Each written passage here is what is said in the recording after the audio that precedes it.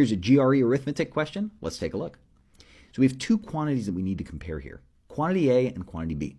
Quantity A is the number of integers between 100 and 500 that are multiples of 11, and quantity B is 36.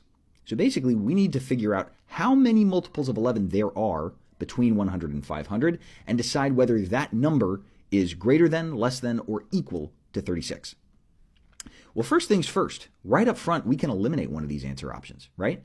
Which one of these four can I eliminate? D.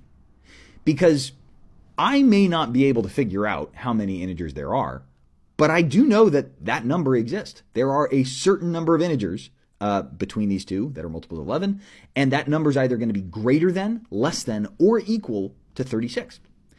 So it will be able to be determined. I may not be able to determine it. So now I'm down to a one out of 3 shot. But let's actually solve this problem. The way to do this is to consider the lowest and highest multiple of 11 in this range. So this is where your calculator comes in handy. You'll always have access to a calculator on the GRE, and you should absolutely use it. So what is the smallest multiple of 11 in this range? I'll let you do this on your own time, just for the sake of efficiency. Well, the smallest multiple is going to be 110, right? And the largest multiple is going to be, double check this, 495, right, is the largest multiple of 11. Okay, and just to sprinkle in some color, maybe I'll add in a few more multiples here. So add 11, I get 121. Add 11 to that, I get 132. And I'll just say ... a bunch more multiples. And then down here on the bottom end, it is 484 if I subtract 11.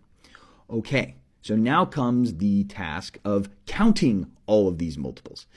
You could write them all out. Not the end of the world, but that's going to take a lot of time, right? Instead, here's how I would approach this. I would scale things down. And this strategy is very, very helpful on these questions where they're asking you to deal with a huge set of numbers, right? This is a very large set of numbers. Let me divide each one of these by 11. What happens when I do that? 110 divided by 11 is 10.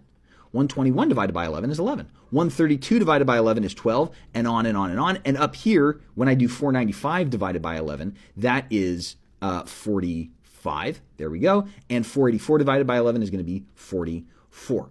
Okay. And if you're wondering why this works, consider this. I haven't changed the number of numbers that I have, right? It's the same number of numbers. I've just divided them all by 11 to kind of shrink it down and make it a little more manageable. So how many numbers are there from 10 to 45? How many numbers are there from 10 to 45? You might say 45 minus 10 is 35, but not so fast. This is a formula that you need to know. When I want to count the number of consecutive integers, here's the formula. Last minus first plus 1.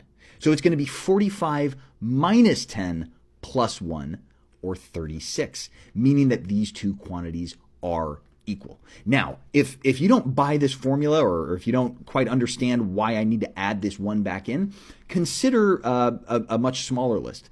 How many numbers are there from 1 to 3, right? 1, 2, 3. I can count. There are 3 numbers. Well, that's 3 minus 1 plus 1, right? So the formula to count the number of numbers is last minus first plus 1, but that's only for consecutive integers, so I need to scale it down first. The correct answer here is C.